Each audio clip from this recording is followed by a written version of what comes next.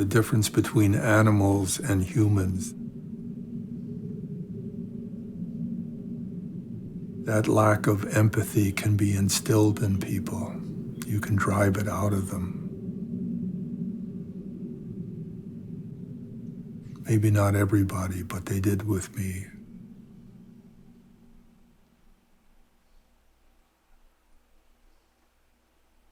Is that crazy?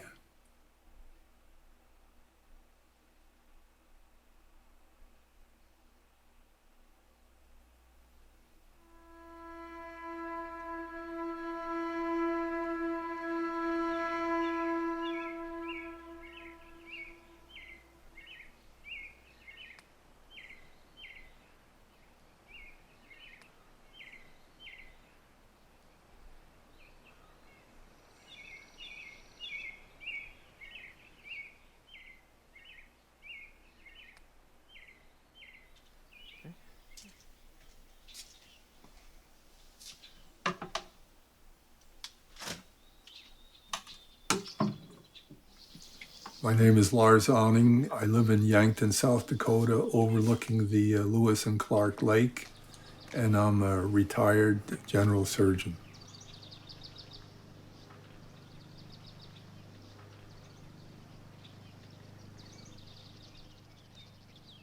It's frightening, isn't it?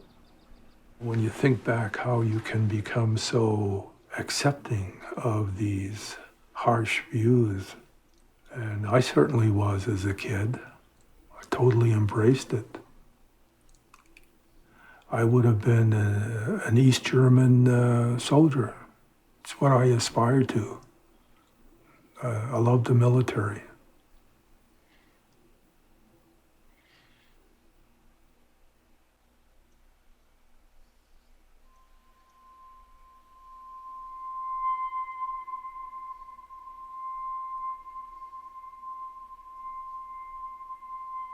The Germans generally felt that Norwegians were the stock that they preferred, part of their racial policy. I was proud of having Norwegian roots, and I always knew I was Norwegian. And then being indoctrinated and really molded into a Nazi prototype, it's kind of scary. And then having to leave that.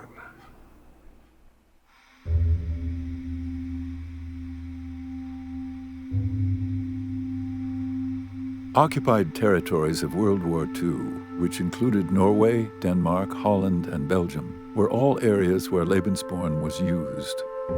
The kids that looked like they might pass as Aryans were sent to Lebensborn orphanages. Himmler saw this as an opportunity to increase the future stock of men in the army.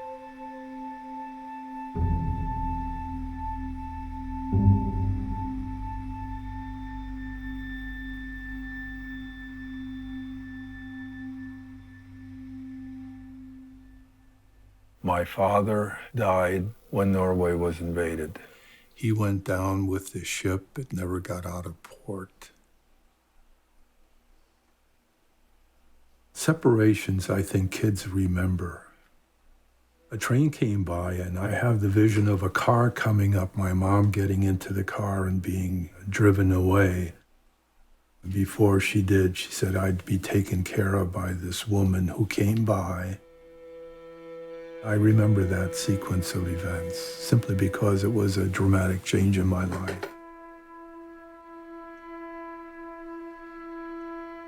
His mother tried everything, the German Red Cross, UNRWA, the military, to find her son.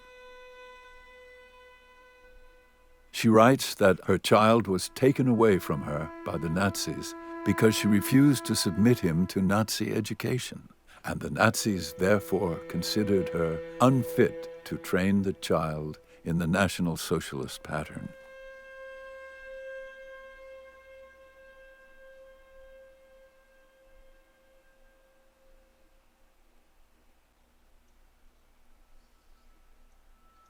I wound up at the Lebensborn facility, where there were other Norwegian children.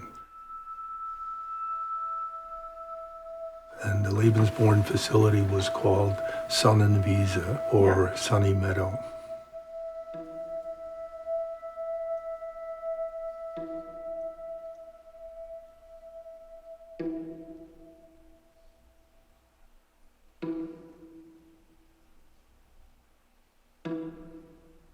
Before the war, this was an asylum for the mentally handicapped. When the Lebensborn organization took it over, they were eliminated for the purpose of housing kids that were deemed racially acceptable by the German hierarchy at the time.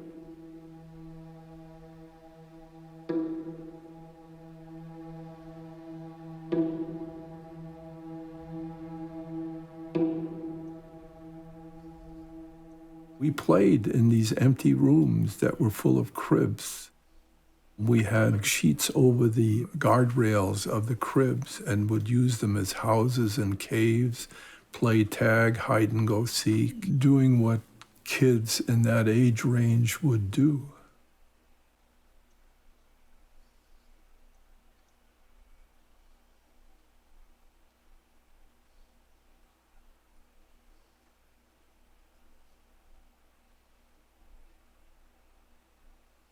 I never knew any hardship. Everybody was exceedingly kind to me. We were taken care of by the nursing staff. We had breakfast, lunch, and supper together as a group. The care was incredible, based on my blonde hair and blue eyes. Nothing I did or felt or thought. Basically just, hey, you look good. Fine, you pass.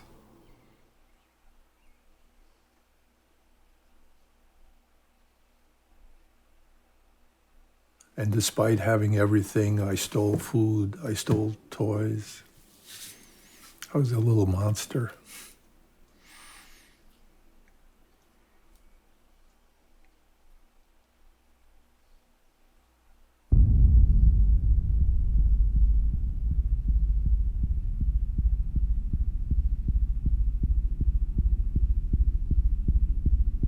Several of us were taken to a large stadium where we saw the gymnasts perform. I remember sitting on pillows that protected you from the concrete seats. There was a lot of fanfare with that event.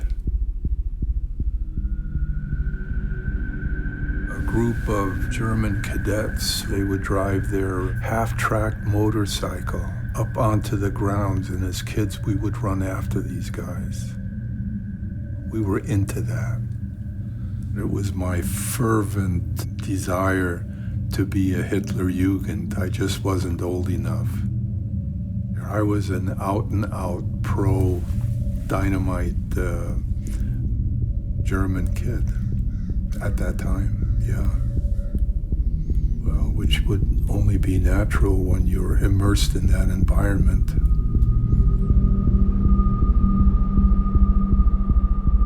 The Germans had an expression, people who aren't part of the German nation don't deserve to live. I think I accepted that. So anybody that I could find fault with who wasn't, air quotes, German, I looked upon negatively when I was a kid. I know I did that. I'm not proud of it. It was terrible.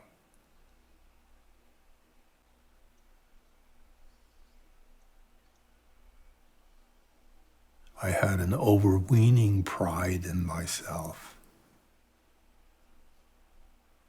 Took some years to get rid of that.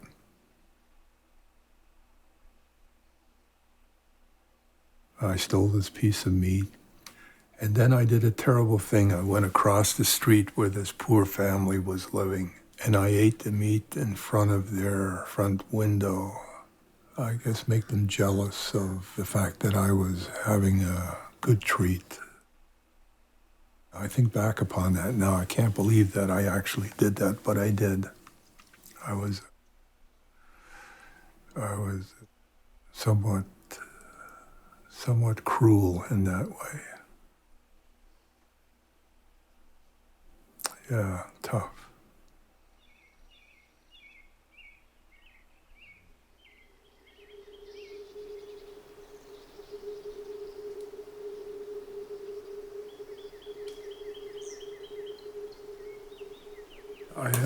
accepted those negative attributes of Nazis, hatred for older people, hatred for people who had problems.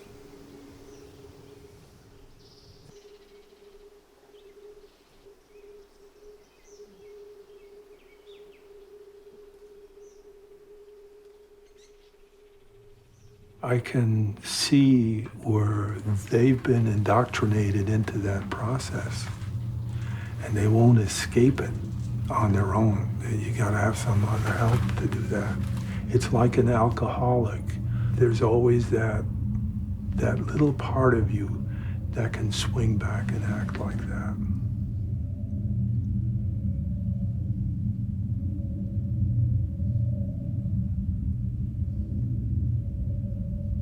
Your thought processes can mimic totalitarian process, and you know you're doing it. As a kid, you just got used to what your surroundings were. It makes you a little bit aware of how easy it is to become like that when you don't have anything to compare it to. Once having been there yourself, if somebody else is like that, you can understand that. They've been brainwashed.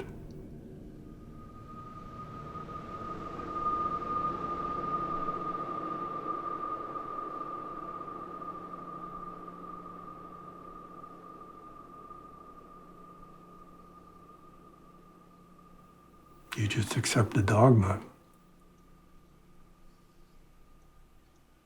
Someone asked me once, why did you become a surgeon? And I still have to agree with what I said at the time, that as a surgeon, you're in charge. And you are committing a patient to an operation, and if you know how to do it well. And you see the result, that is the most exhilarating experience, I think. And you get a bond with people because you've been able to do something that's helped. So yeah, I liked surgery because it was my responsibility to help them. This is my grandpa. This is my grandpa. It's my grandpa with some other people. This is something. This is my grandpa. This is my grandpa with his girlfriend. This is my grandpa. Better not be.